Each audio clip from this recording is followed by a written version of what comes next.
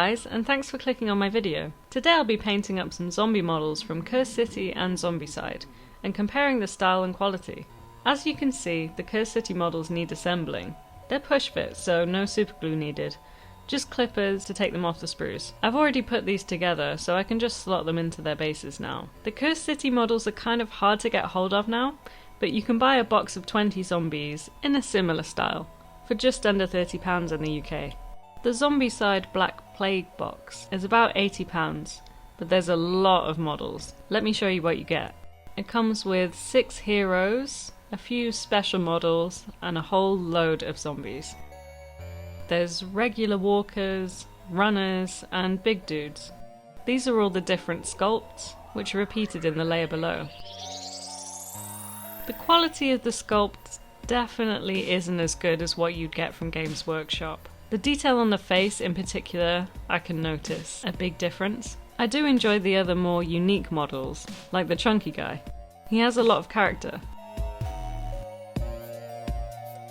And the Abomination reminds me of the Abomination from the 2008 Incredible Hulk film, if you know what I'm talking about. There's also this dark wizardy looking dude that would definitely be a cool necromancer. All he needs is a slightly bigger base, because him and all the other models come on 25mm bases, which is perfect. That's exactly the same size as the Warhammer zombies, so we don't even need to change their bases. There's 63 zombies in here. That's maybe all you'd want for a whole Soulblight army, depending on points. But that's a hell of a lot to get you started. I've got 40 zombies here in front of me, which I'll be speed painting. I do love these Cursed City models, but I have so much other stuff to paint and build, I can't spend an hour on each model. I'm interested to see how they're going to take the washes and dry brushes, because we're going to get to see more of the detail after it's got paint on. I'll be spraying them all with Troll Trader Combat Primer in Bone.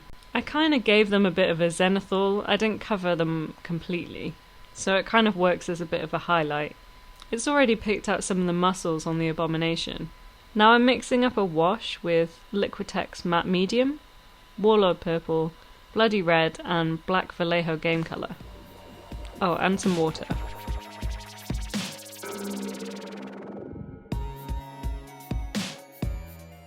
I shook it up in this jar and it's a bit bubbly, so I added some more water, stirred it around and let it settle. I added a bit more black as well because I thought it was looking a bit pink for a base.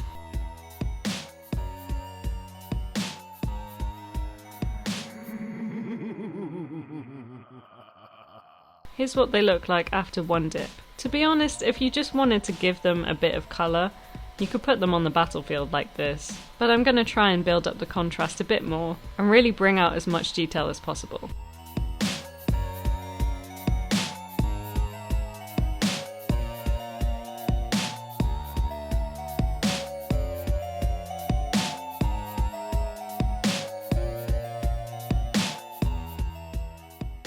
So the next step is to dry brush some Bone White Vallejo Game Colour.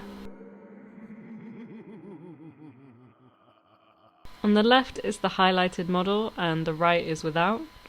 I definitely can notice a difference in detail at this point between the Warhammer and Zombicide models. You have to work a lot harder to get the contrast right on the Zombicide models. Games Workshop require very minimal effort to make their models look good. Having said that, let's move on to the next stage. We're not done yet. I'm very loosely going over the skin with thinned down dead flesh to get the zombies looking more rotten. I want the skin to look a bit different from their clothing and the inanimate objects around them, even though I'm not going to be colouring each individual little thing. Then I'm going over the wooden parts with smoky ink. It's already thinned down like a wash, so no need to add water. I decided to give them another dip to darken the shadows and unify the colours.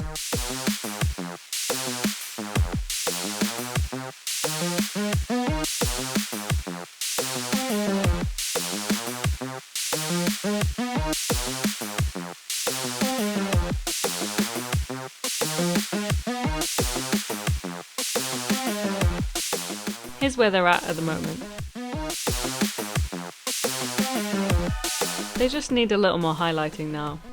I'm using Rotten White, which is a bluish off-white, and dry brushing vertically, only on the high points of the model. This is going to be my final highlight. After that I thinned down some black and dotted it around the points of the model where I wanted the shadows to be the strongest.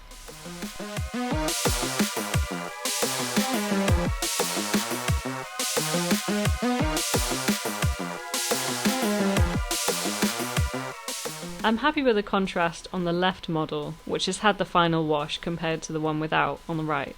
And now the final painting touches, of course, the blood. I'll be using blood red, thinned down a little bit with water, just to avoid obliterating everything underneath. I'm going to be putting it over the hands, feet and faces, and any sharp and pointy bits, because why not?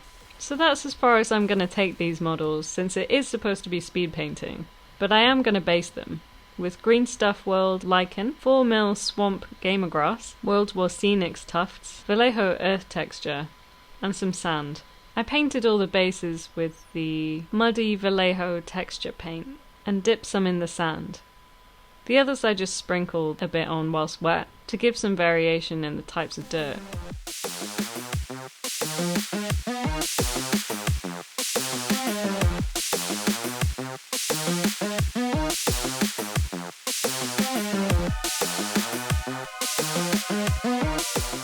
I stuck on some tufts, then I glued bits of lichen with PVA.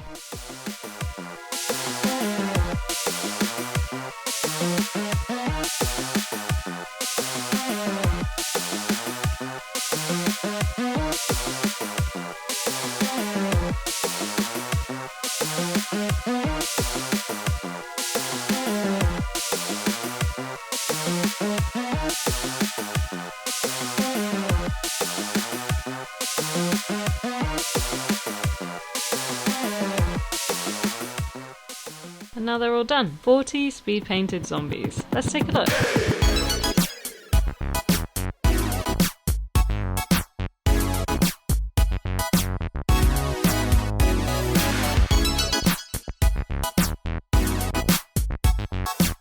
I'm pretty happy with how they turned out. Obviously you could put a lot more detail into these if you put in more time, but I think this gives you a good indicator of what you can expect from buying from either company. Let me know in the comments below what you think of the different models, which you prefer, and how you'd paint them.